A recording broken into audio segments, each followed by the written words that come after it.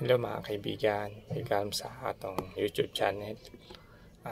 Isa ka bang baguhan sa paggamit sa Facebook? No? Ayan. Paano ang paggamit sa Facebook sa ating wika? Kunwari Pilipino ka, paano mo magagamit yung mong salita sa Facebook? Tara, gawin natin ito. Yan. Punta tayo sa Facebook. At pagpunta natin sa Facebook, pindutin lang natin itong tatlong guhit sa profile natin yan. Tapos, pagkatapos natin pindutin niyan, scroll down lang natin. At pindutin natin ngayon yung settings and privacy. At ngayon, nandyan na tayo. Ano ang hinihintay pa natin? Ito yung language. Makita natin sa 2, 4, 6 sa pang-8.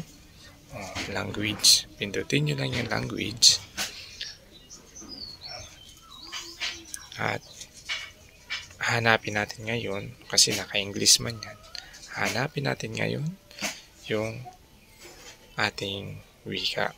Ano bang atong wika? Pilipino. Filipino, kaya pipindutin natin iyan. Pagkapindot natin iyan, ayan, nasabi na Tagalog na, no? Ang iyong mga shortcut, nandyan na. Kasi mahalaga to, lalo na kung ikaw ay may page, lalo na kung ikaw ay nagko-content, may page ka sa Facebook, malalaman mo ngayon kung ano yung mga kailangan ng Facebook, mga roles. Maintindihan mo ngayon at maiwasan mo ngayon na maban ka sa Facebook. So may natutunan tayo sa ating video. Kaya ano pang hinihintay natin?